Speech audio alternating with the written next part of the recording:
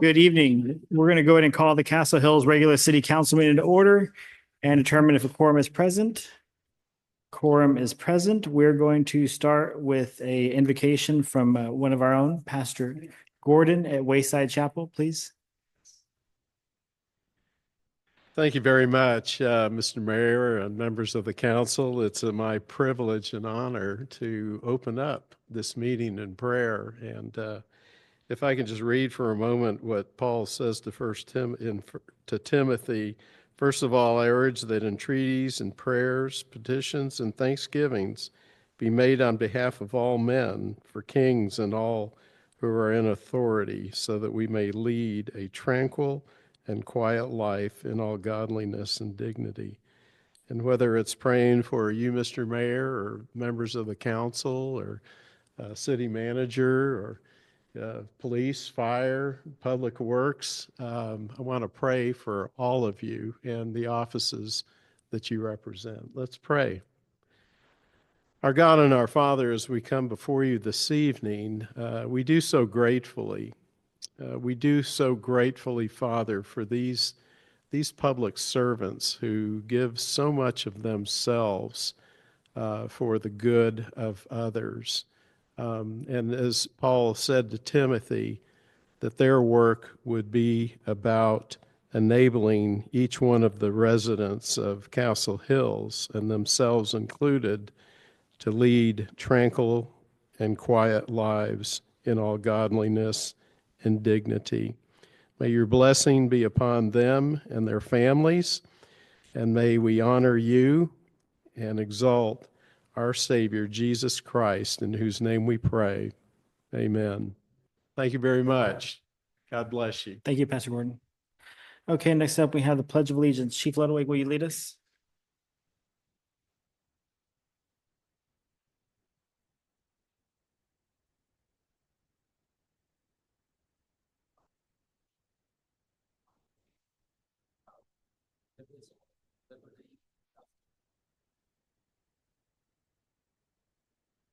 Thank you, Chief. Okay, first up, we have citizen comments. There's nobody signed up to speak on non-agenda items, so we'll go right into our consent agenda.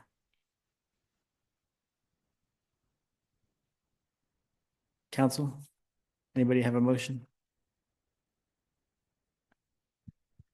Mr. Joyce? Mr. Mayor, I move that we accept the consent agenda items 5.1 through 5.4. Thank you, Mr. Joyce. Do we have a second? Second by Mr. Smith. All in favor? Unanimous. Thank you, council.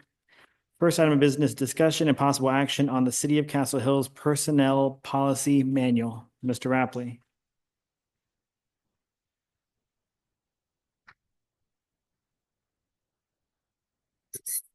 Mayor and Council, thank you. The Personal Policy Manual, we've reviewed it the past two meetings.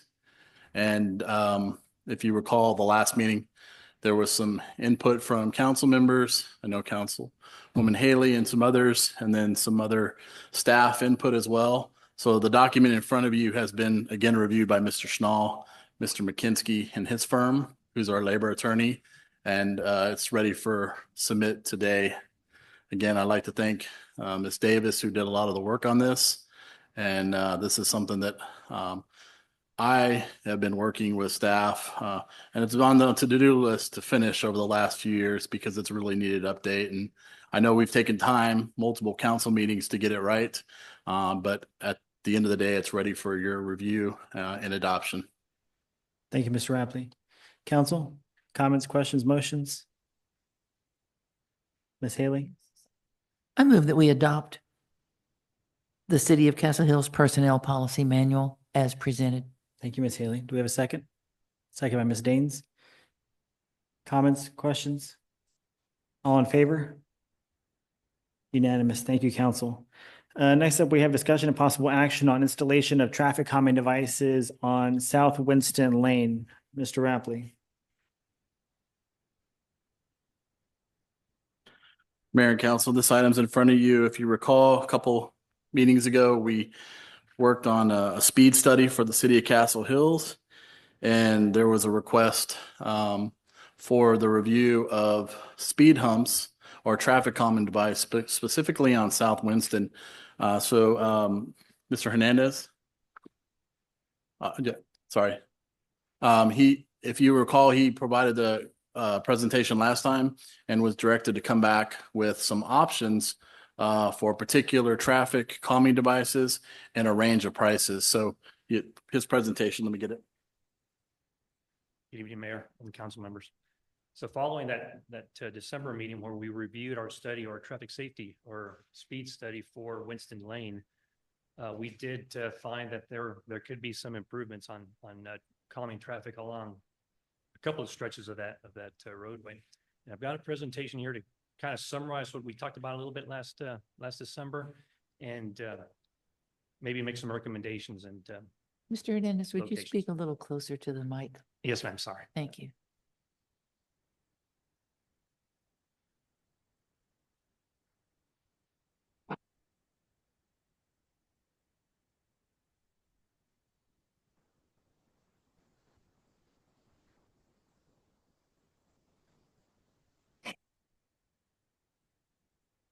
I don't have. Oh, sorry, it's right here. There you go. Thanks, man.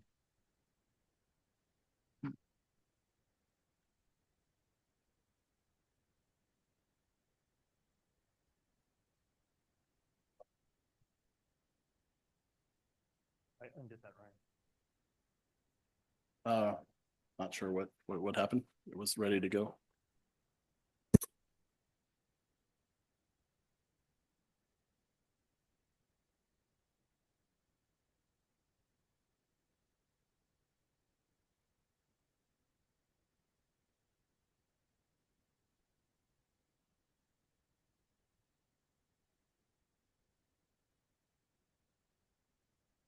Okay, great. Thank you. Okay, really quick, I guess just to summarize what we had actually found or what our traffic speed study showed was that there was, I guess, a couple of locations where maybe the posted speed limit was, for the most part, obeyed, but, and I'm trying to get back up to the top slide. I'm just doing it, so.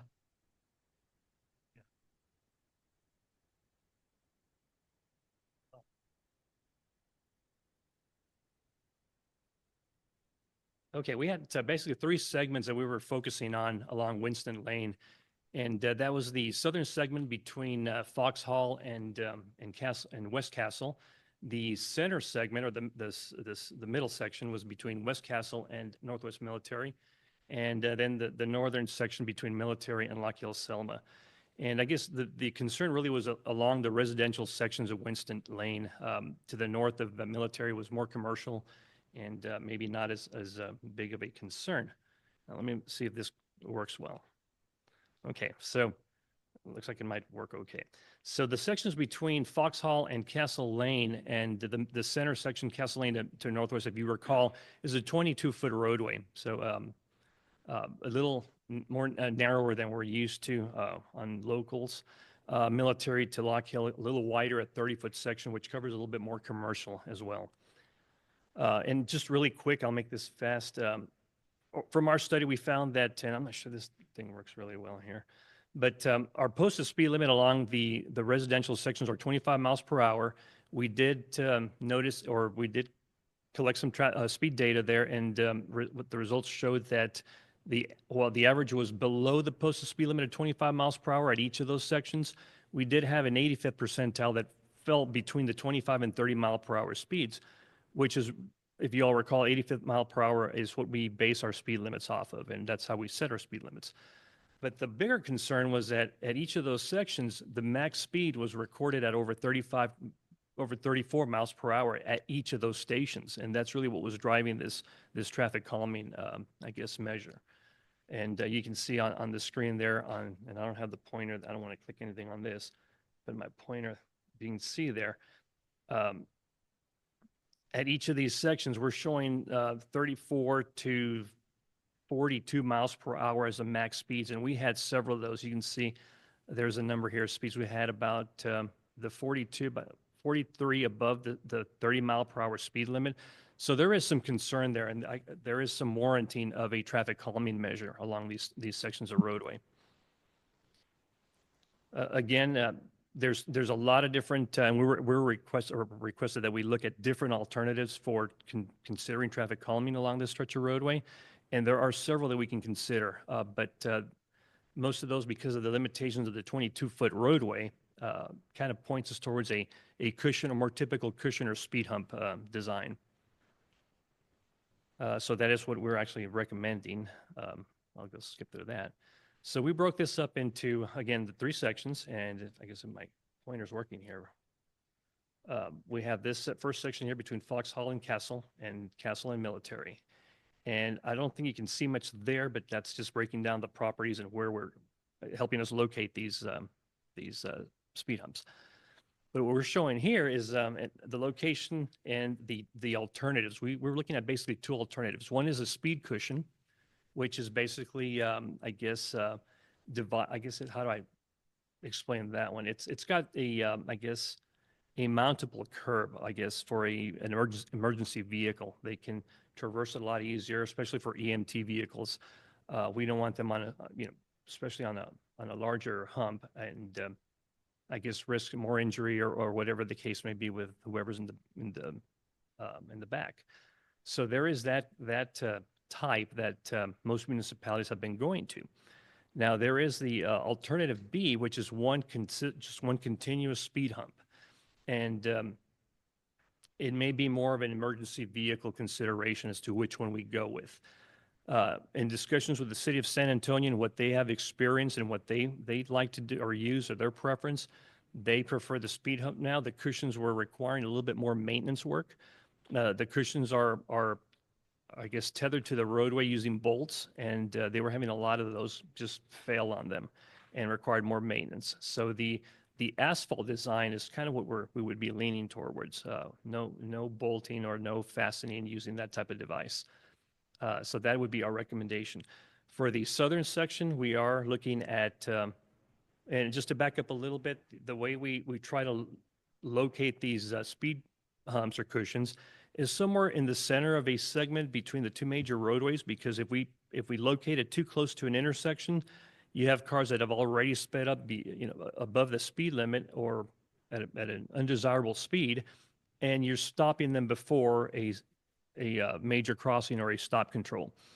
In the other direction, they haven't sped up yet. So we try to center these as best as we can, and that's what we try to do here in this southern section.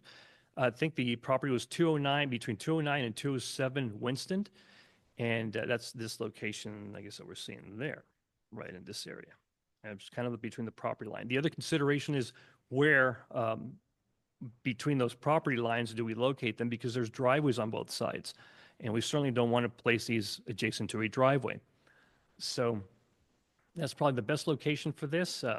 Moving on to the center section, very similar approach, where we try to put it between 2 property lines, again, avoiding driveways and avoiding the front of a residential home. We don't want them next to a window, for example, where they create a noise nuisance. So our recommendations would be between the 2 properties shown and as close to the property line as possible.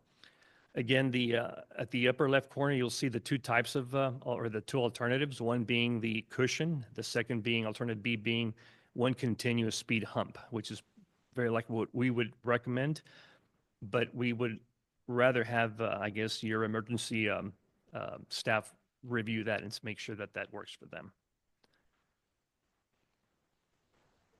We are recommending the use of the San Antonio. I don't believe City of Castle Hills has any standards for these types of devices, and San Antonio, most of the contractors and vendors out here in this area are very familiar with the City of San Antonio standards. So we recommend that they maybe follow those, unless there's something that maybe Ryan or Byron would recommend. But this is the standard for a speed cushion, and that's a standard for a speed hump. And again, it's a 22-foot roadway. Traffic control during construction of these is going to be an issue as well. It's something that a contractor can do and can work through. We reached out to a couple of vendors or contractors who can install these devices. There's not a lot of them in the area. Proline asphalt or paving were what I found to be probably top of the line, very great product. and their estimates were at 15,000 per location. The city of San Antonio's estimates are 14 to 20,000 per location. So it kind of fill in the range as to what these devices will run you per location. And I think that's all with this presentation. I mean, I can answer any questions that y'all may still have regarding location or pricing or anything like that. Council, do we have any questions? We also have some citizens sign up to speak. We can hear from them first. Perfect. Thank you, Mr. Arredondo. Okay, we have first one up, Mr. Carter. If you can come up your name and address, and you have 3 minutes, sir. Good evening, Mayor and City Council. My name is Wayne Carter, 125 South Winston Lane. I do appreciate your community service. I've been talking to a project control manager for 2 years, obtained the same drawings as our engineer has, and pardon me, guidance on what to do, what they do in the city.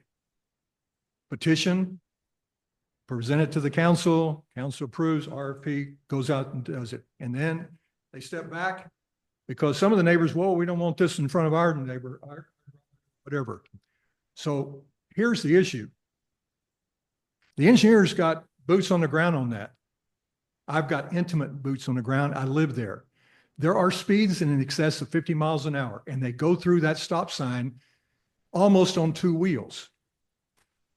My two neighbors, Terry and Markane, Wade and Angel, and myself, we see it constantly. Granted, they're out there for a prescribed period of time collecting data. So here's what I'm going to do. I want to ask you folks to amend this RFP to 5 speed humps, 5. Because here's the thing. You put those out there in the middle between between Winston and Lock Hill Selma, between Winston and Foxhall Lane, those speeders are going to come, slow down, and then speed up, and they're going to go through that stop sign just like they're doing now. So what I propose to do is to put speed humps at Winston Lane on each side of the West Castle Lane at the stop signs, 2 of them. Now, yes, the engineer said these current prices, I agree with to some extent of that, but I've got a paving contractor right now that I'm dealing with that I can have estimated or guesstimated price for each one of those at $4,600. At $4,600 times 5 is $23,000. That's less than your RFP right now at $30,000.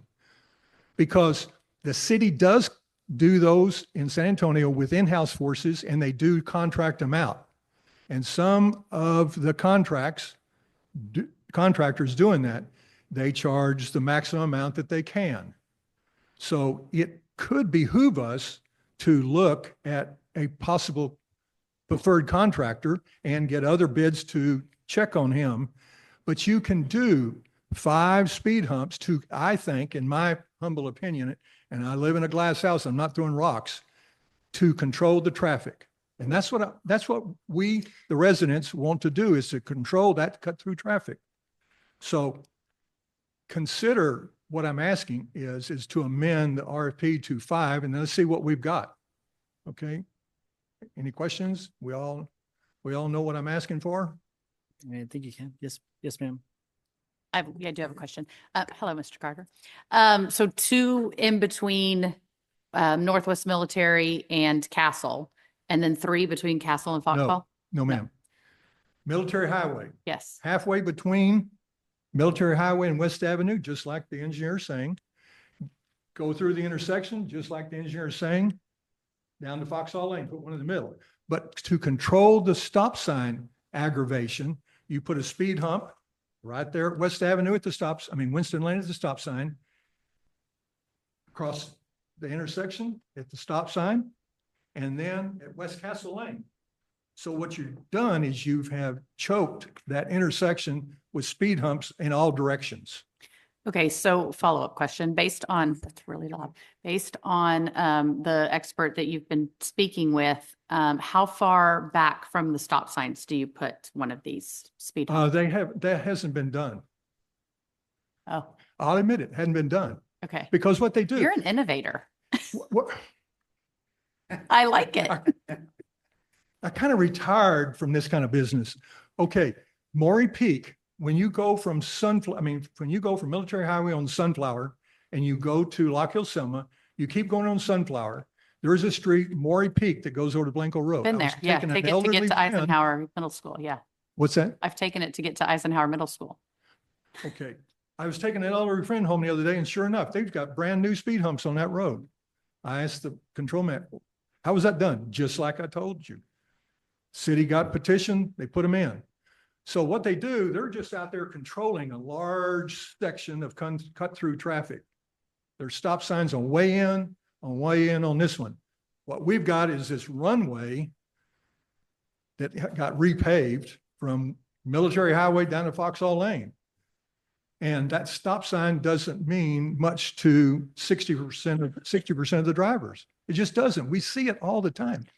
And I mean, it is scary watching them at rush hour traffic, flying through that, heading towards Terry Marquine's home because they're on two wheels. So that's what I'm asking, folks, is for y'all to consider that, because I really think the traffic control manager told me, he said, when those cut through traffic slow down for that speed bump, they are speeding up. And we probably all do that to some extent, but we have a 25-mile-per-hour speed limit in our neighborhood. And I mean, and now we've got brand new newcomers with little toddler strollers out there, like I used to do with my grandkids 25 years ago. Not anymore, I don't, because I mean, it's just crazy out there. Okay, thanks, Mayor, for giving me the extra minute. Yes, sir. Thank you, Mr. Carter. Next up, we have Mr. Bella. Your name and address, and you have 3 minutes, sir.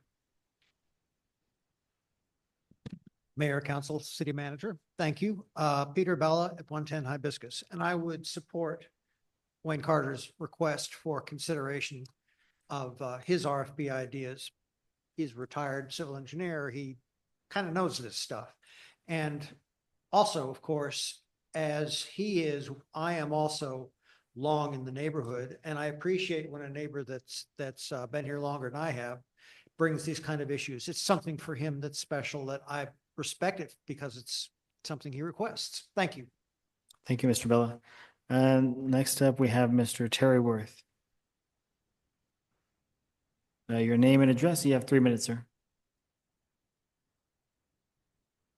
Thank you, Mayor. Terry Worth, 124 West Castle Lane. Thank y'all. Thank you for consideration and where this is today. Additionally, for Mr. Carter's update and sharing the discussion you all just had. Y'all don't need to hear what my wife and I do every morning in those big windows on our front, by our front porch. We just happen to be there when there's a lot of moving going on. And everything Wayne has just shared, y'all probably know all the above infinitum. We really thank y'all for bringing this forward and where it is today and the safety that'll come out of it. Thank you very much. Thank you, Mr. Worth. Okay, council, we have any questions for our engineer? Mr. Joyce. Thanks, Mayor. I have a question about the cost. Perhaps Mr. Rapley could address this. Mr. Carter proposed a number that's quite a bit less than what we're seeing here. And from what Mr. Arredondo has said, the city of San Antonio looks at prices between 14 and 20,000. This one's at 15.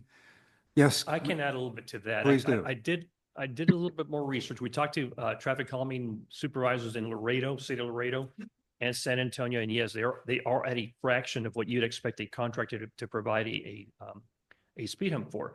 But I don't think that municipality prices are including your labor or your profits. So yes, there is a significant difference.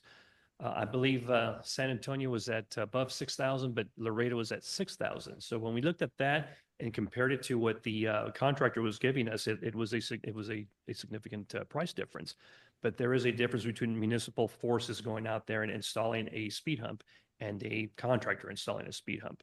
So I don't disagree. Yes, you can get it done a lot more efficient or cost efficient, but Would the way to do that be just to bid the project to multiple contractors?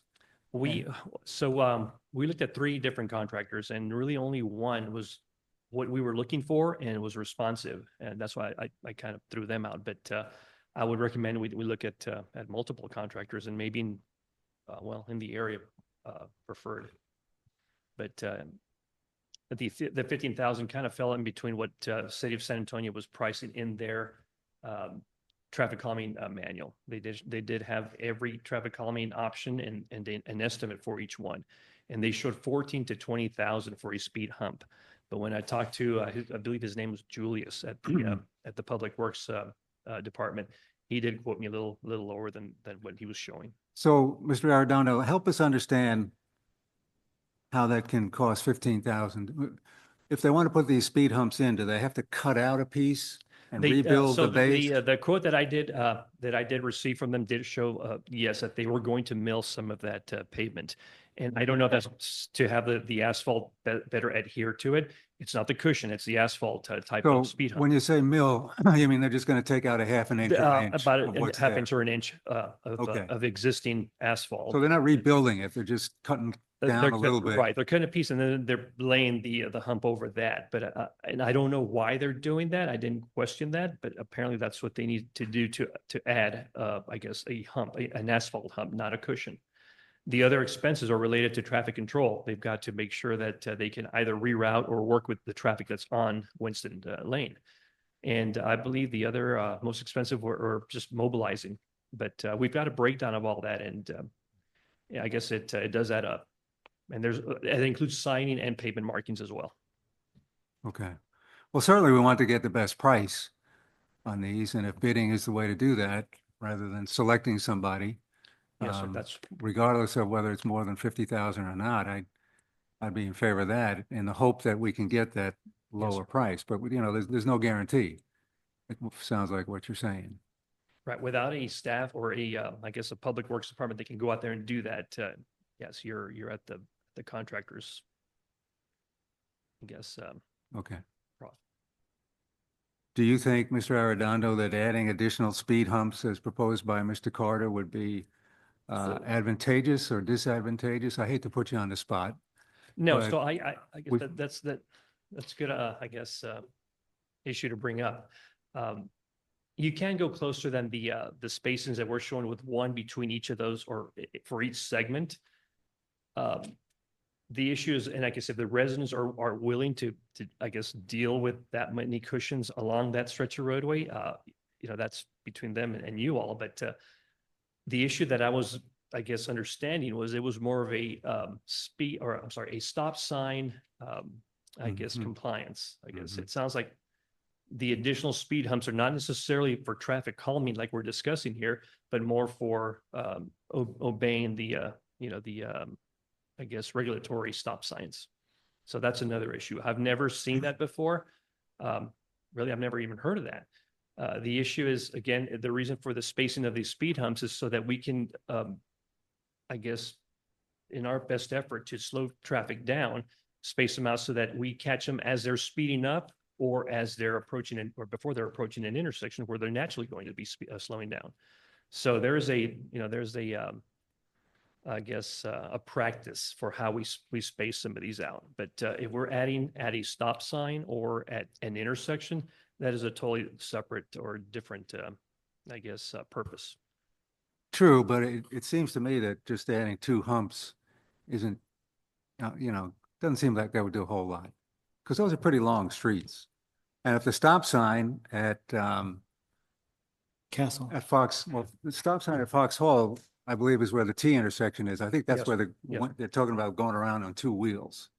Right, I guess yes, if they're turning left or right because they cannot go through, that could be the location. Yeah. I know that at West Castle, you can make a left or a right, so that can be another turning location. Yeah. But if we need to, consider looking at maybe, I guess we can enhance the stop signs to maybe see if those would be more compliant. You can do that as well. But the speed hump or enforcing a regulatory sign is something I've never heard. I don't know that I'd recommend that. Now, if we want to include another a speed cushion within the segments, we can do that. But So you could have two within each segment. yes, sir. We can space those out a little bit more evenly. Mr. Ardona, can I get Mr. Joyce, I just want to ask a clarification question. You keep on using the speed cushion kind of interchangeably.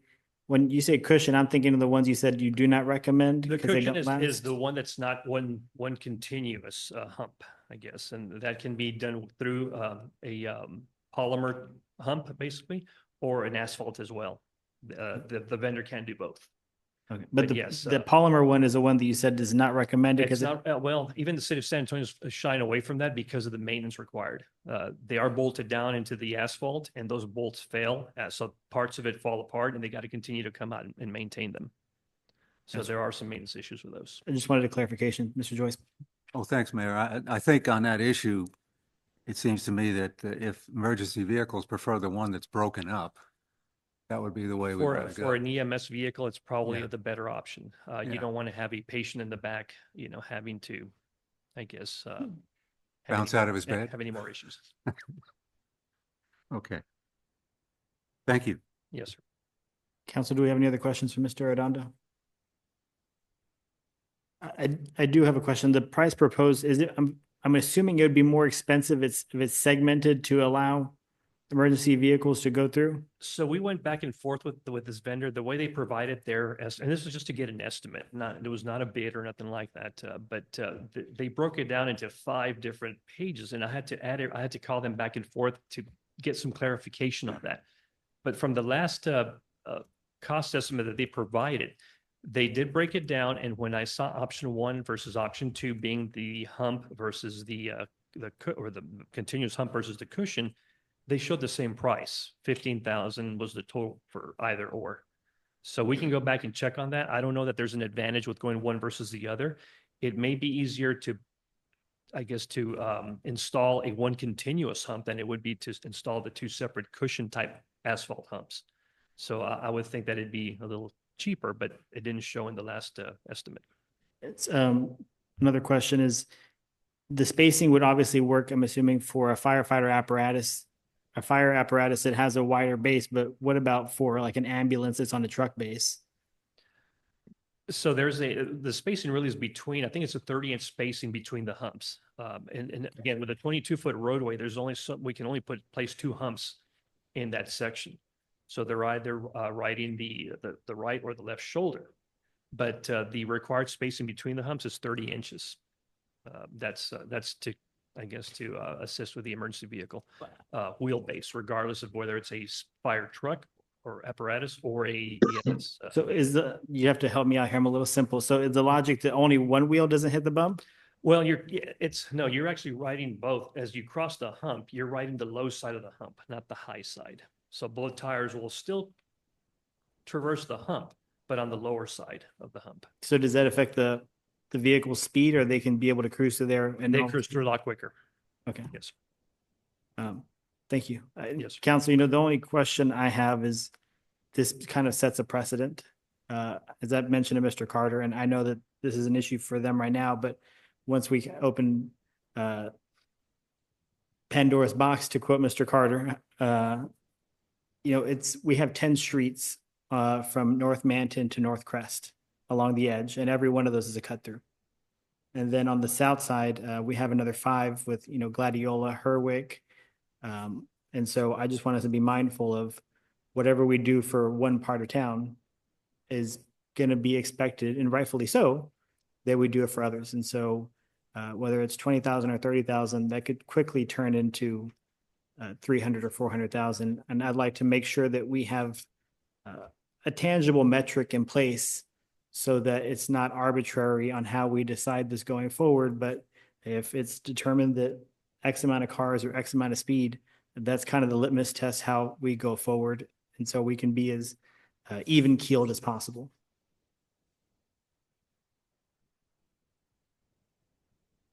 Mr. Joyce, you look pensive. Just throwing a dilemma at us, Mayor, but that's okay.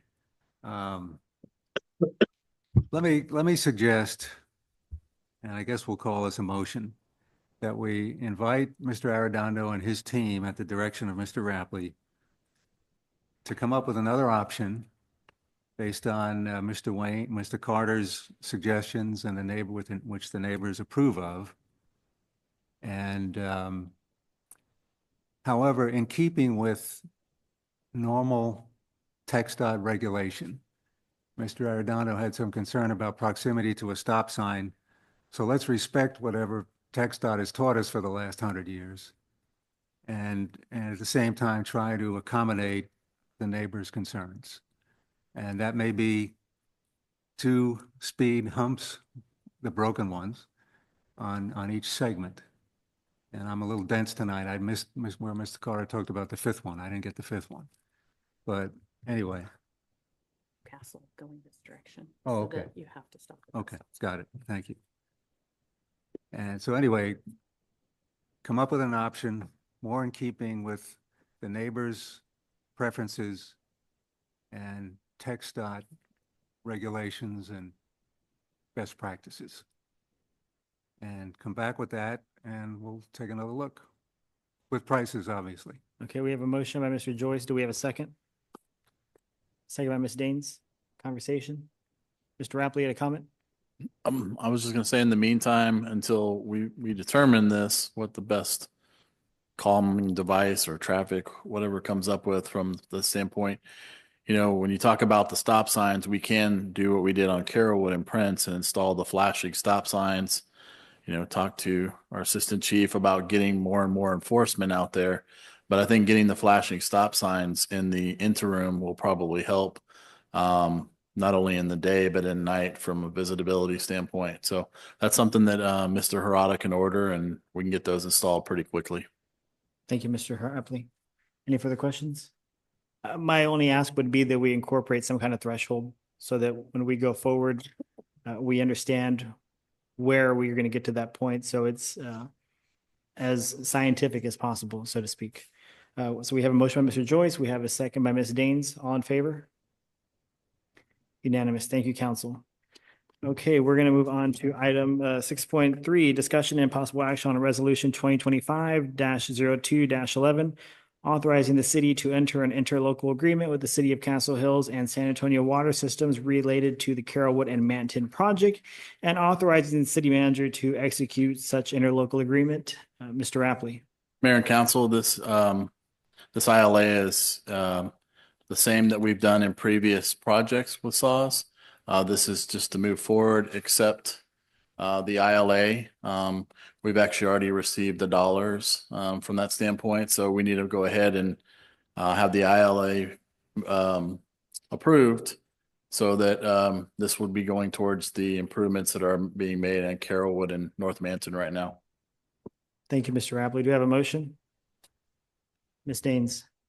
I move that we accept resolution number 2025-02-11, authorizing the city to enter an ILA with City of Castle Hills and San Antonio Water Systems for the Carrollwood Manton project. Thank you so much, Ms. Daines. Do we have a second? Second by Ms. Haley. Any discussion? All in favor? Opposed? Abstention?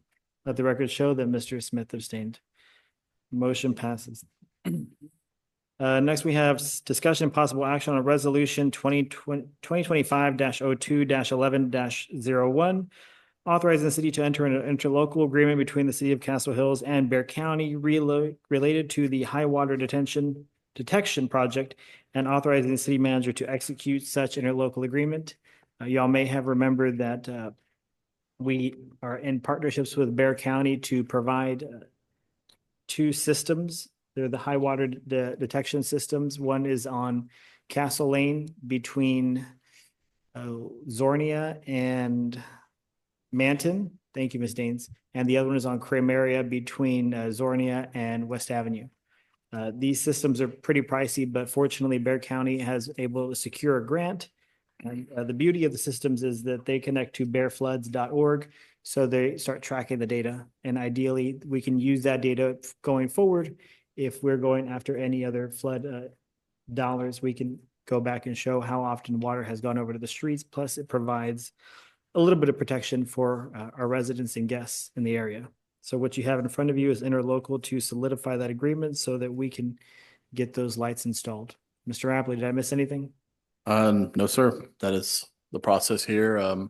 The county is reviewing the ILA. The ILA has been reviewed by Mr. Schnall.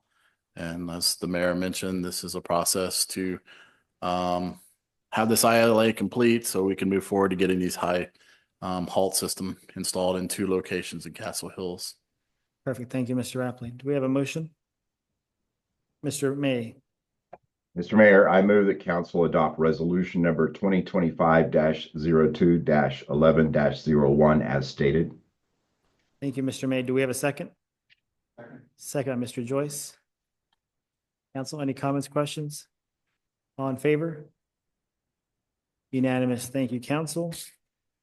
Okay, next up, we have discussion of possible action on an application from JGSS LLC for a plat of Blanco Plaza Commercial Subdivision consisting of a 1.478 acre tract of land in the Francis McKay Survey number 366, County Block 5008, Castle Hills, City Block 110, Bear County, Texas, and called 1.468 in a special warranty deed with vendor's lien recorded under Bear County Clerk Document Number 2005-0145-1489. Mr. Rapley. Thank you, Mayor and Council. This is a plat that's been reviewed by our city engineers from Ardura. Mr. Rick Zamora is here if you have any questions. In the packet, there was the approval letter of the plat. And specifically, any questions, I'm going to defer to Mr. Schnall in this case. Thank you. Thank you, Mr. Rapley. Council, Mr. Schnall. Mr. Zamora is here to perhaps provide some background about the process that he went through with the applicant's engineer. It was brought to our attention at about 6:05 this evening that the city does not have a Mylar which is a 18 by 24 inch document, which is what the city official signs and the property owner signs and the engineers sign and is ultimately recorded in the county clerk's office. And our ordinances specifically provide that the applicant is to provide a 18 by 24 Mylar of a certain other dimensions, as well as 2 printed copies. The city engineer advised Mr. Zamron and me at about 6:05, or Mr. Zamron earlier today, and me at about 6:05 this evening. The city has never gotten the Mylar or the 18 by 24 sized plat. Therefore, I do think we should make sure that we give anyone here on behalf of the applicant the opportunity to speak. I'd like to have Mr. Zamora make whatever comments he wants, but the recommendation is that the council approve the plat conditionally, with the condition being that the applicant comply with 2 specified sections of the city ordinances, which relate to what a plat needs to have on it and what documents need to be provided to the city. And we have provided a short motion that a member of the governing body may wish to make, unless we receive information that would change my view on this in the next few minutes during the meeting.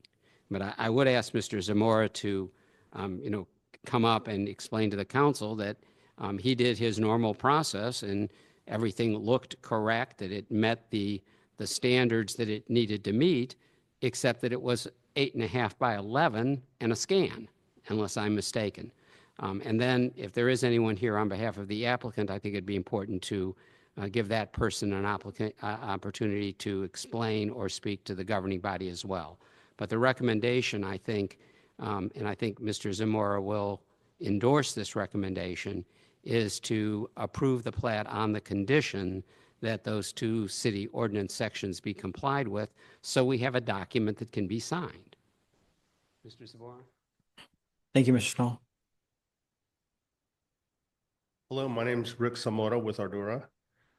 So I ended up reviewing the plat and I provided an approval letter because the plat did meet the overall conformance. Normally, when we submit that letter, there's usually 1 or 2 administrative items that are quickly added on like the lot and block number designation. So I spoke with the engineer and we talked about getting that updated lot and block and one other minor correction that we saw at the last second. And we never received the resubmittal to put onto the package with the letter that should have been printed for the Mylar. So speaking to the engineer, he's had little communication with his client in the past week. So he hasn't been able to get the permission to make those corrections for us. Perfect. Thank you. Mr. Joyce. Yes, sir. Thank you, Mayor. Mrs. Zamora, do you know, thank you for the explanation of what's happening here. But do you know what's driving the need for the replat? It's actually a plat.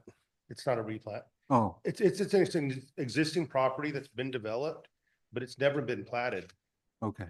So now that they're gonna be making improvements to the lot, a lot of in order for putting the ordinance, if you're gonna make the improvements, it has to be on a platted lot. Okay. So Okay. that's what's driving. So they're just complying with regulation. Mhm. And it's currently 2 lots and they're gonna combine it into Okay. one. Okay, that makes sense. Thank you. Any further questions, council? Thank you. Do we have anybody here from the applicant that would like to speak?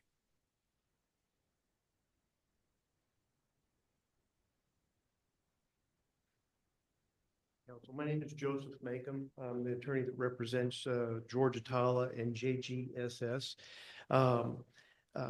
We had submitted the proposed plat on October 21st of 2024. Statutorily, the requirements under the local government code are that we were to have received any response back within a 30-day time period. That's section 212-009. We never got one until February 4th. There was no response under the deadline by November 21st, December 21st, January 21st, or otherwise. By default, under the code, that if there is no response within the statutorily provided time frame, then by default, under section 212-009, section D, then a certificate is approved. Now, the discussion with regard to the Mylar and what has occurred before the purchase by JGSS and Mr. Atala was the responsibility of the city to obtain a plat from prior owners. Apparently, that was never obtained. This is not a demo. It's not a replat. Okay, it's moving forward to do some restorative work. So we could get some permits and move forward with finishing out the interior and making the necessary improvements so it could be used for office space and whatnot. So just as comments to the city council, it's not been an issue of that we were needing anything moving forward. As council was saying at 6:05, I've been in contact with council for the last couple of days. I did not get a call about anything that's occurred at 6:05, 25 minutes before the city council was to entertain any of these issues regarding these particular issues, which as this was filed on October 21st, 25 minutes before it's supposed to be voted on doesn't cut it respectfully. That should have been done 4 months ago. So on behalf of my client, we shouldn't be held to any other standard than what is required under 212-009. That language does not have any language in there with regard to conditional approvals or disapprovals. It is very specific that a certificate shall be issued that is consistent with 212-009C, which is a certificate of approval. Thank you. Thank you so much. Mr. Schnall?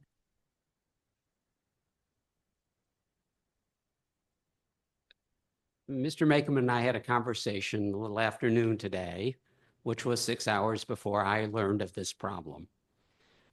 So I apologize to Mr. Macomb that I didn't find his number and call him at 6:05, but I was busy trying to get a way to get this plat conditionally approved in that period of time before the meeting was called to order. I am not sure that the city received a plat in proper final form, even as a preliminary plat on October 21.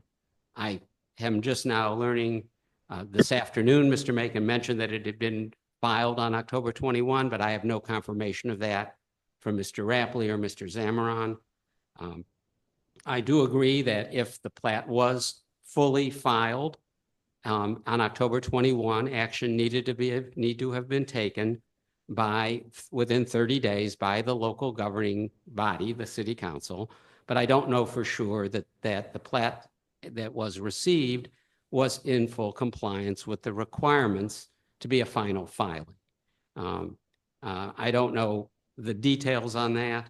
I think the way forward tonight is to do the conditional approval and to allow the applicant the time it needs to produce the documents for signature. Will not have to come back to council if they simply provide the plat in the forms required under the local ordinances. The local government code, in addition to saying complying with the Chapter 212 requirements that Mr. Macomb mentioned, also has a provision that a city subdivision ordinance also needs to be complied with. And the sections that are cited in the proposed motion for conditional approval are from the city's subdivision ordinance. And so an applicant needs to comply with both the Chapter 212 requirements and the city subdivision ordinances, because that subdivision ordinance is, by the wording in 212, also applicable. The reality is that there's nothing for the city to certify until the city gets the document. There was confusion between the engineers, apparently, over a size discrepancy that was pointed out to Mr. Zamora by, he says, by the engineer for the applicant. And we were originally under the impression that this matter was going to be delayed at the request of the applicant. Mr. Macomb made that clear this afternoon. That wasn't the case, that they had not requested any extension. So we're here tonight for the first time coming before the governing body with a proposal to conditionally approve the plat and give the applicant the opportunity and the applicant's engineer the opportunity to produce the written document that would need to be signed by the necessary parties in order to be filed with the county clerk's office. I do not think it was the city's responsibility to get the prior property owner to provide a plat. I have no idea when this property was originally developed. I have no idea what the city's ordinances were at that time. The local government code that has this 30-day deadline in it was passed in 2019, I believe, or effective September 1 of 2019. And surely that was well after this property was originally developed. So it was this applicant who wishes to remove a property line, apparently, and discovered that the property had never been platted, presented a plat. That's what's here before the council. And by conditionally approving the plat with some very basic, simple requirements, we're helping the applicant move forward without undue delay. If the applicant is dissatisfied with that action, we will need to research at what point the city did receive the full package required for a plat to start the 30-day time clock ticking. I don't know whether that was October 21st. It might have been, but I can't stand here this evening and say it was. Thank you, Mr. Schnall. Sure. Respectfully to council, this was filed on October 21st and is within your packet for tonight's agenda. If you're looking for it, it's there. And it's in front of you all here. The code is very specific that once filed, it is incumbent on the municipal authority to determine if it's approved, disapproved, or conditionally approved. I think what council is asking you to do is rewrite the code or modify the code because he's not sure if it was filed properly or not. They've had 4 months to make these determinations. They have not made these determinations. The statutory time frame is 30 days. In 30 days, they could have seen if this wasn't filed properly or we didn't have the documents or whatever it may have been. But it was properly filed and there was no response. It is incumbent on the city development office in order to address this, and they haven't. It is my client's absolute intention to work with the city, to partner with the city and to make things work for everybody's benefit. Moving forward with a conditional approval, I think is attaching caveats to this thing that they're not provided for in the code. What you're looking for right now is, or looking at statutorily, is simply an approval by default. If afterwards we need to make the necessary adjustments in order to make this work for everybody, I can guarantee you, Mr. Atala will work with the city at every side of this. But to give him a conditional approval when he's entitled to a flat approval is what we're here for. But yes, I can pledge to you that my clients will work with the city as they have attempted to in restoring this piece of property. Thank you, Mr. Macomb. Council? You have a motion?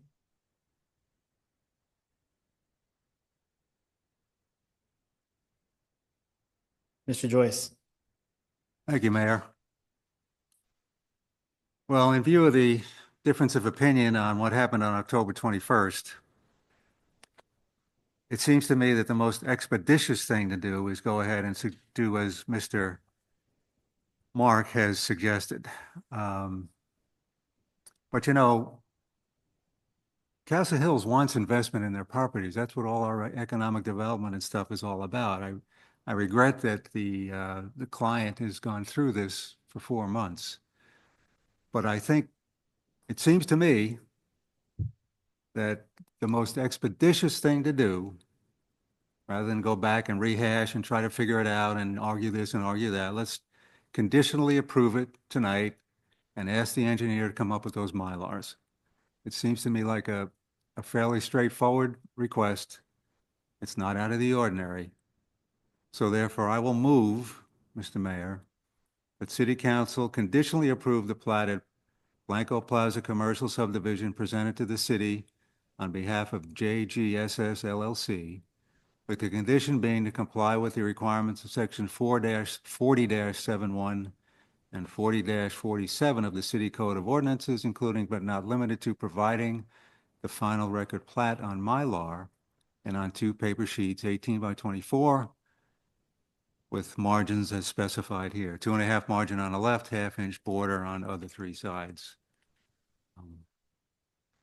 That's the motion. Thank you, Mr. Joyce. Do we have a second? Second. Second by Mr. May. Any comments, questions? All in favor? Unanimous. Thank you, council. Thank you, sir. Okay, next up, we have discussion and possible action on authorizing the city manager to advertise for bids for a mill overlay project. Mr. Rapley. Mayor and Council, this is just to authorize to advertise the bids for the mill and overlay project. If you recall, y'all approved the design for these mill and overlay projects with 3 streets, Amerson, Castle Oaks, and then portion of Lemonwood Drive.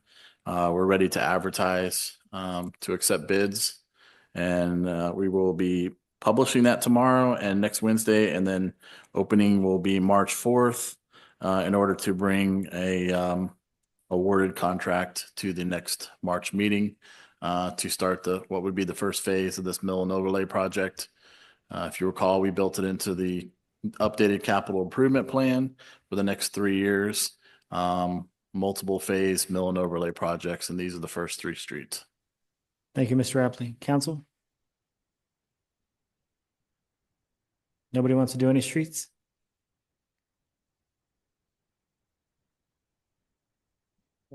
Yes, ma'am. Mr. Mayor? Yes, sir. Mr. Mayor, I move that the council approve the authorization of city manager Rapley to advertise for bids for a mill overlay project. Thank you, Mr. Smith. We have a second? Second by Ms. Haley. Any discussion? All in favor? Unanimous. Thank you, council. Okay, next up, we have a discussion on the status of the City of Castle Hills, Texas v. Jennifer Ashley, Andrea Robinson, cause number 2017-CI-22569, and possible action. I see that we do have a citizen signed up to speak, and I'd hate to make you wait till we get back from executive session. So unless Mr. Chanel tells me no, for legal reasons, that I'd like to have you come up and state your name and address, and you have 3 minutes.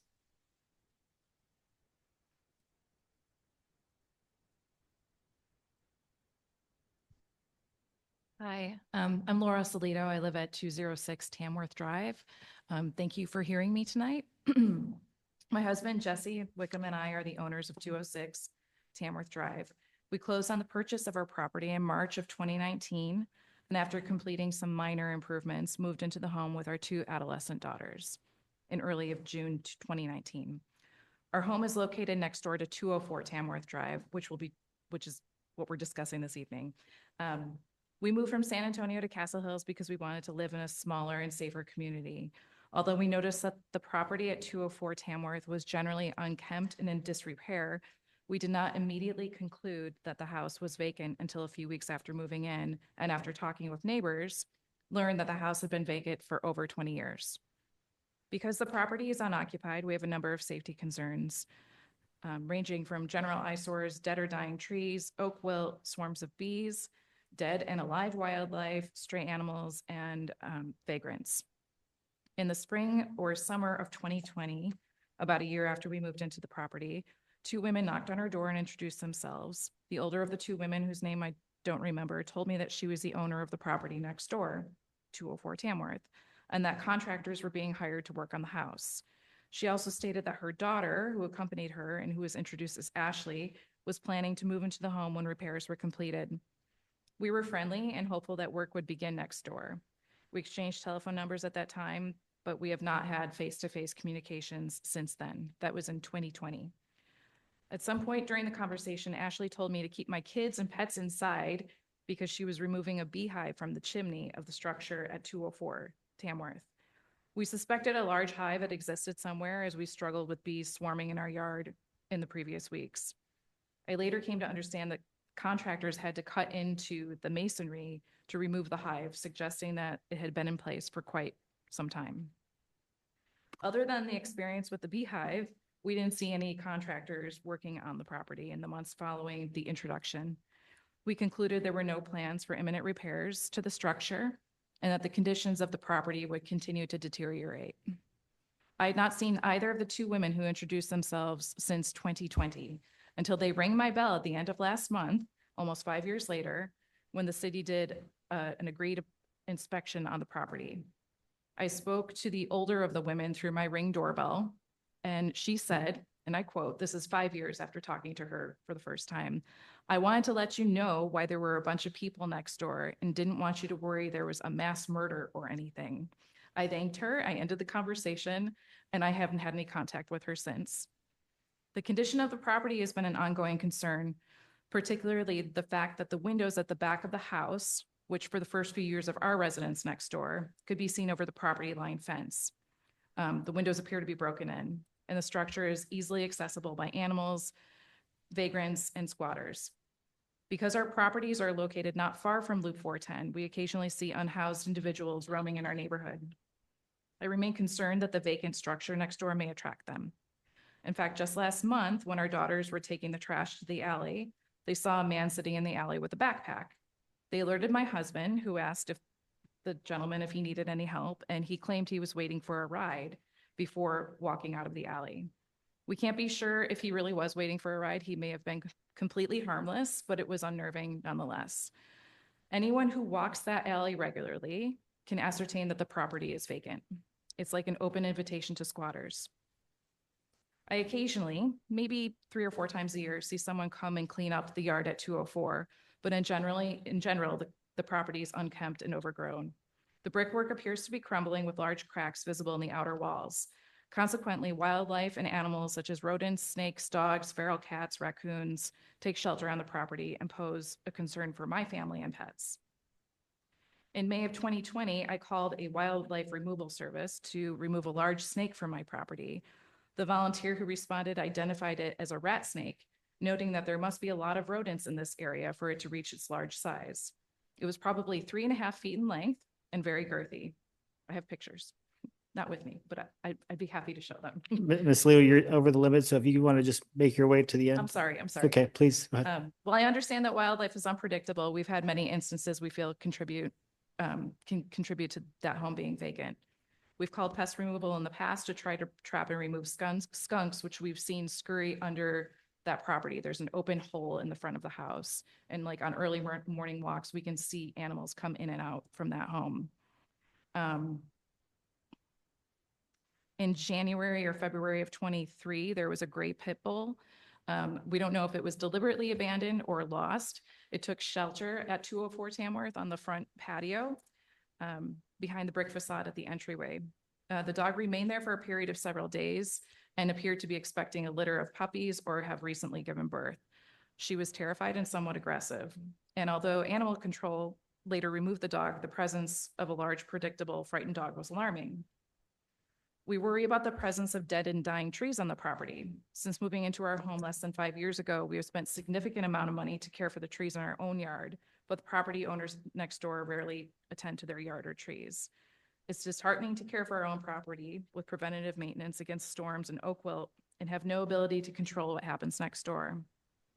There have been at least 2 instances that I can recall when one of the dead trees dropped large limbs either into the street or onto the neighboring property on the opposite side.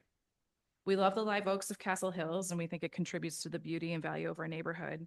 However, living near a property with trees in deteriorating conditions, there's a risk of oak wilt. It could take hold and spread to our yard. In February of 2023, we replaced our original 5.5-foot fence separating our property from 204. During the replacement, the backyard property on 204 was exposed and it was in obvious disarray with debris, overgrown vegetation, and areas where water could accumulate. Furthermore, portions appeared collapsed, exposing the interior of the building to the elements, as well as providing additional entryways into the structure. Overall, the property continues to be unsightly and unsanitary. Due to the generally unkept conditions of the yard, we replaced the old fence with an 8-foot fence, which is the highest it could be without requesting a variance under city codes. Primarily, we made the fence so tall to block the view of the backyard of 204 Tamworth. With the growing number of unhoused people in San Antonio, we have real concerns about the possibility of squatters residing next door. I often see people walking out of alleyways near my home in the morning, and anyone passing by the property at 204 Tamworth on a semi-regular basis would be able to see it's unoccupied and unsecured. These concerns only increase when my husband deploys for military service, which did happen in the year 2021. Leaves my daughter and our 2 teenage girls alone for months at a time. I can no longer see the conditions of 204's backyard due to our heightened fence, but my most pressing concerns have to do with safety. The growing number of people who wander through our neighborhood on foot and may be looking for shelter, the crumbling masonry of the brick facade in the front of the house, the gaping hole under the home, the unkept trees, and the unsecured openings. Thank you for hearing me. I appreciate it. Thank you so much, and thank you for your service. Mr. Snow, if it's okay, I'd like to read in 6.8 so we can do executive session together. Would that be acceptable, Mr. Snow? Yes, but you need to read both agenda items and announce the time of closing the open meeting, time and date of closing the open meeting. We will then move the council into, I guess, the community room for the executive sessions. Mr. Henry will be there for the first one with his team to brief the council on item 6.7. And then you may want to excuse him depending on the outcome and that discussion. But you can open 6.7 and 6.8 and then announce that we're going to executive session under both items at 7, whatever it is, on February 11, 2025. Perfect. Thank you, Mr. Snow. Okay, Mark, before we go into executive session, I mean, that's my agenda item as well, to keep it out in the open. That is correct. Mr. Rapley has the option for 6.8 to be done in open session. Okay, I'm sorry. I assumed maybe incorrectly you wanted an executive. You don't? I could keep it out in the open, but I don't want to delay going in with Mr. Henry, so, yeah. Why don't we just do 6.7 then? Okay. So just, we're in the middle of 6.7. You've already opened that item. Just announce the time and the date, and we're going to recess the open meeting to go into the executive session. Perfect. Date Thank you. and time. Okay, possible executive session pursuant to Texas Government Code 551.071, consultation with attorneys. It is Tuesday, February 11th at 7:40, and we will be adjourning into executive session.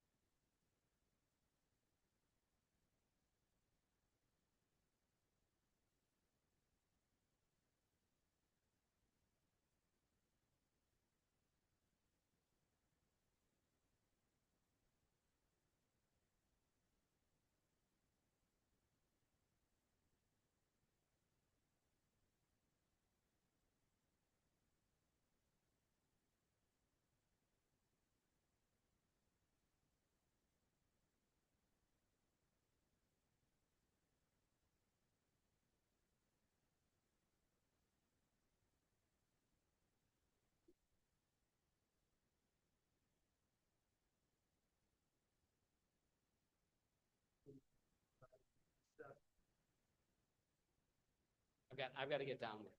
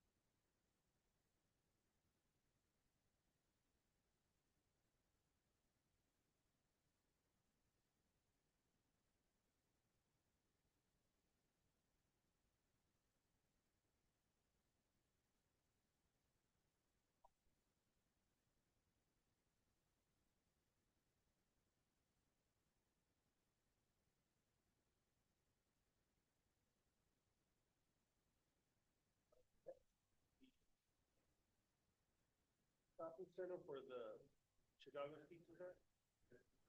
Oblate. Okay. It's right next to, it looks like it looks like. So it's the long building, it's got a gym in the back. It's kind of rectangular. I want to say there's buildings that looks like it has a square courtyard in the middle. Yes, that one. I don't think so. I don't know. I really don't know.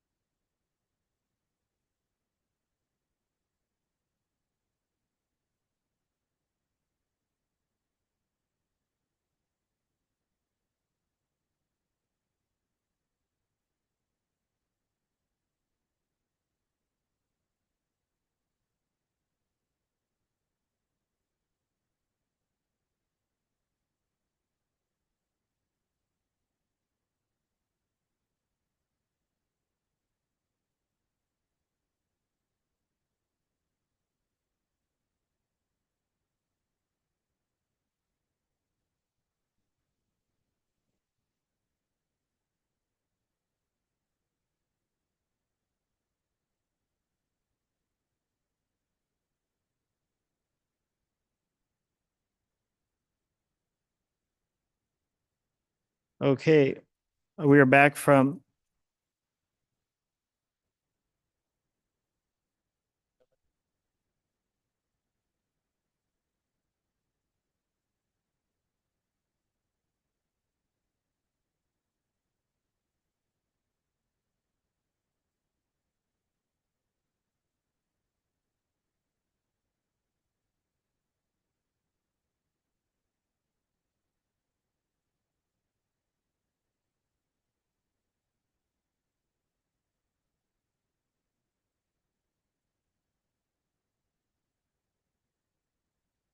Okay, we are back from executive session at 8:16. It's Tuesday, February 11th, with no action taken. And we will proceed on to item 6.8, deliberation and evaluation of the performance of the city manager and take possible action. Possible executive session pursuant to Texas Government Code 551.074, personal matters to deliberate the appointment, employment, evaluation duties of the city manager, and with possible action in open session regarding the same. Mr. Rapley. Mayor and council, as I have done in the past, especially the last two evaluations in, I believe, December of 2020 and June of 23. I'd like to keep my evaluation out in the open. It's something I have done since day one here. I got a quick statement I'd like to read, just like the last two evaluations. Summarize, specifically the last 18 months and the work that's been done as a team by staff. In my previous evaluations were in December of 2020 and June of 23. I provided a number of items which I believe were sustainable improvements, and that sustainability has continued to the organization and the city as a whole. As I mentioned previously, this is a team effort, so I can't say I did this or made that happen. I could say personally I'm pleased with the significant positive changes over the years in Castle Hills, especially the last 4 years. I reference our team as the collective and collaborative teamwork comprised of our employees and you, City Council, for what we know as Team Castle Hills. Since my last evaluation in June of 23, we've addressed various areas of the organization, continue to focus on streets and drainage improvements, and taken steps to improve the quality of life, such as the common improvements and working towards implementing areas of the adopted comprehensive plan. We have been able to develop and adopt a multi-year fiscal budget to ensure the fiscal year now begins on October 1st, which we are currently operating in. This has been a long-standing goal for the organization and very happy to see this now come to fruition. We've worked diligently to improve our fiscal condition, raise our reserves, and have clean audits. I would like to thank Ms. Davis and Ms. Wallace for their work in this area. Specifically, my last evaluation, we've been able to complete 2 or more phases. This is an additional 10 reconstructed streets we've closed out, including Glen Tower. We've also been able to tackle our street maintenance plan, which involves 12 streets in the last 18 months. In November of 24, we had the city's CIP updated, which revealed an element of all of our hard work, which indicated the CIP developed, which was the basis of the CIP that was developed in 2018. It indicated that only 22% of the streets were in good condition. And now, based on all that work and progress we've made, this number is closer to 85%. Once Carrollwood and North Manton are complete, we will close out the reconstruction category in 5 years. In regard to drainage, we finalized Phase 2, Banyan and Carrollwood, which is an extension from Phase 1 to address flooding along the corridor. These 2 phases have allowed us to start Phase 3, which will be Banyan to Lock Hill. Once this phase is complete, the entire corridor will have storm drains installed to address the long-term flooding in this area, which has been prone to flooding for many, many years. As part of this project, we've been able to work through the intergovernmental cooperation with the City of San Antonio and Bexar County to partner in the funding process to complete this drainage project. This is another step in the continual strive to improve the financial condition of the city, the infrastructure, and how we provide city services. As a team, we've taken necessary steps to improve our organization, its culture, the infrastructure, the communication process, and other internal improvements. One exciting milestone in 24 was the successful launch of our city's new branding campaign. This initiative helped define the identity of Castle Hills has now helped define the identity of Castle Hills, sets the stage for more effective communication with residents, businesses, and visitors alike. Additionally, our Insurance Services Office ISO rating, which directly impacts property insurance rate for residents, was reclassified from Category 3 to 2. This is a major milestone, and I would like to commend Fire Chief Jim Ledwig and the rest of the Castle Hills Fire Department in making this happen in '24. The city's effort to improve our firefighter services, equipment, and emergency response system have contributed to a higher ISO rating, which has helped reduce the cost for our residents. We continue to grow our sales tax base in order to further advance our economic development, including a business-friendly environment with our commercial industry in Castle Hills. This business-friendly climate has continued with our development services to assist with residents and commercial permitting processes and continue to be proactive with code enforcement. Over the last year, our Public Works Department has strived to ensure a high level of service regarding sanitation and collections and the continual maintenance of our city's infrastructure around the community. I thank you, Rick, and your team. Over the last 18 months, we have implemented the 2-to-1 ratio for the TMRS to improve our retirement system, taking further steps to be competitive and recruit for future employees. Moving forward, we will need to continue to address the initiatives outset in the comprehensive plan, follow the updated November 24 CIP, which outlines mill and overlay projects over the next 3 years and lays out the maintenance plan for those next few years as well. We will also need to work to centralize our financial system and take steps to expand our city's economic development toolbox to attract new development in certain areas of Castle Hills. I would like to thank Mayor and City Council for their leadership, guidance, and taking the time to conduct my annual evaluation. I really appreciate the Mayor and Council providing me with the latitude to do my job as City Manager over the last few years. We have worked collectively together to make the city community a better place to live, work, and play. As I said in my last evaluation, it takes council and staff working together as a team to achieve current and future goals.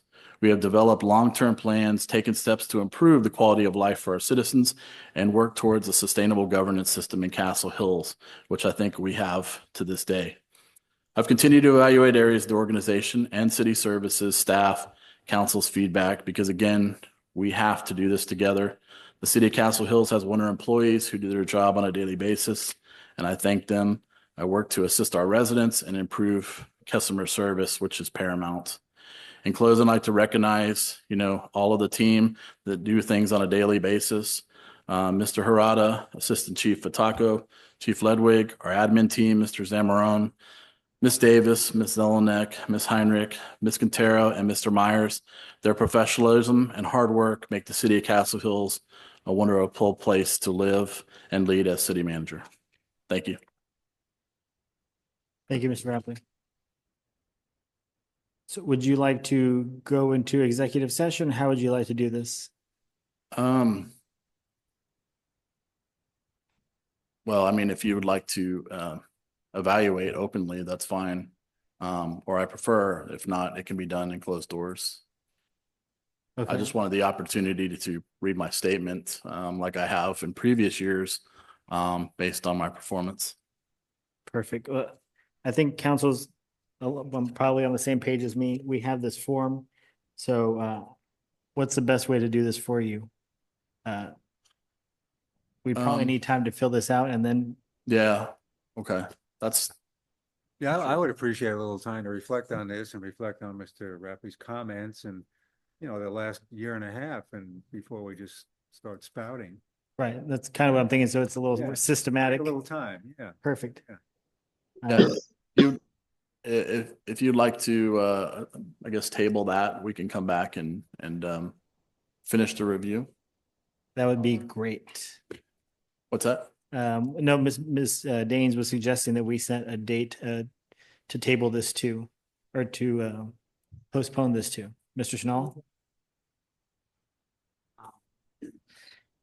It's always preferable if there's going to be a motion to table, that the motion include table until the next regular meeting of this governing body is March 11. 4 weeks exactly from tonight. I don't know what the meeting date in April is, but I could probably look at my calendar on my phone and find out. But it seems to me that, as Mr. Rapley said, His last evaluation was in June of 2023. So my recommendation is that if there's going to be a postponement of this action or a table, the tabling most appropriately would be to the meeting on March 11, 2025. Thank you, Mr. Schnall. Ms. Daines. I'd like to make a motion to table this until the next regularly scheduled meeting on March 11th, 2025. But I would also like for us to discuss a deadline to return our evaluations to the city secretary? Question mark? We have was that a motion? Might be helpful, Ms. Daines, if you picked a date for the return of those evaluations. Well, how about 2 weeks from tonight was exactly what I was going to say. Okay, I was going to so- say it as February I would 25th. also, I include in my motion that the deadline to return the city manager performance evaluation is 2 weeks from tonight. Okay. Okay, we have a motion by Ms. Daines. A second? I'll second. Second by Ms. Haley. I won't ask you to repeat that. Ms. Heinrich, hopefully you got it. All in favor? You might ask for discussion before there's a vote, but it seems like you have a vote. I do have a quick question though. Yes, sir. To whom do we turn these in?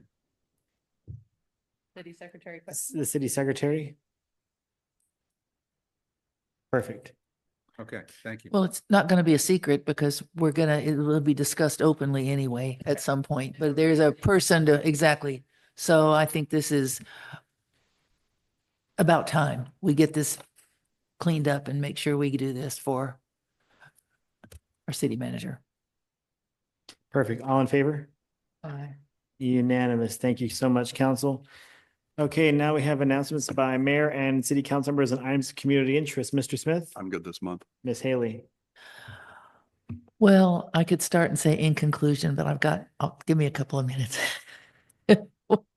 We're working on our communication, step up. Things are moving along. Our branding initiative continues with rolling out of different touch point items. That the Love It Here campaign is coming along just fine. And I also want to remember William Bueller, a gentleman in Castle Hills who lived on Prince Drive and a long time community servant, active in Crime Control and Prevention District. I worked with him at one time. He passed away on the 5th and his memorial service is tomorrow. William was a really, really nice man and he's got a great family and I appreciate what he has meant to our community.